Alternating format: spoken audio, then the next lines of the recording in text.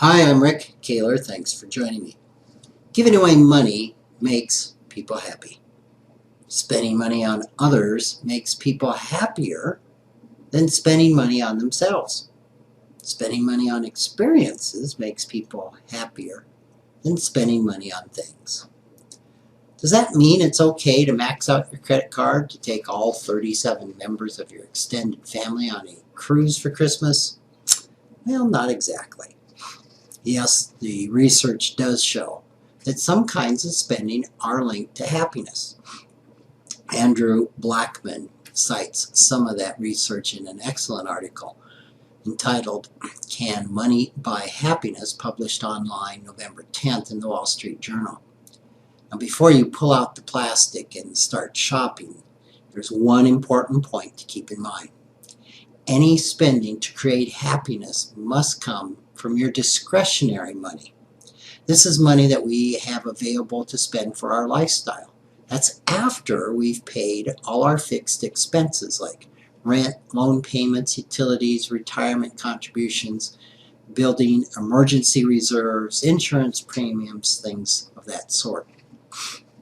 Discretionary spending can include luxuries or extras like eating out, vacations, gifts, entertainment, gadgets of all types. But it also can include items that may be necessities or fixed expenses like housing, vehicles, clothing, and food. How can that be? Well, for example, owning a car is necessary for most South Dakotans. However, a 10-year-old Toyota Avalon with 90,000 miles on the odometer, well maintained, can transport you just as effectively as a brand new model. The older model may cost around $10,000 and the new one may cost around $35,000. The $25,000 difference is discretionary spending. If you want more discretionary money for happiness spending, like giving or experiences, you might choose to spend frugally on necessities. The other option, borrowing for happiness spending, generally doesn't work. Research finds that borrowing and debt creates unhappiness that pretty much cancels out the happiness created by spending.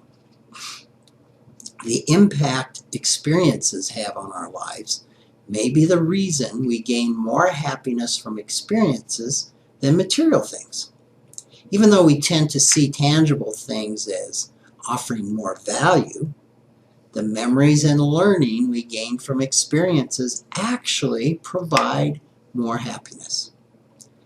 Creating experiences can involve the purchase of some stuff.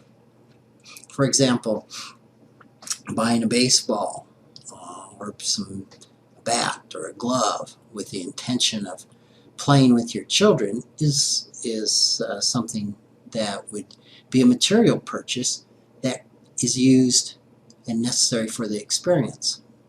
Buying a camper or a boat for shared family experiences is another.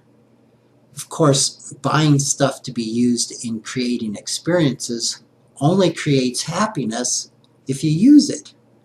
We don't gain much happiness from sports equipment gathering dust in the basement or a camper abandoned in the backyard. After reading this research on the value of spending or giving in experiences, I came up with what might be the ultimate happiness spending scenario. Giving the gift of an experience that includes both the recipient and the giver. Well, I haven't found any research validating that hypothesis. I'm guessing this may be the perfect happiness 2-for-1. Maybe, if you can afford it out of discretionary money, taking the family on that cruise isn't such a bad idea after all. Just don't borrow for it. Thanks for joining me.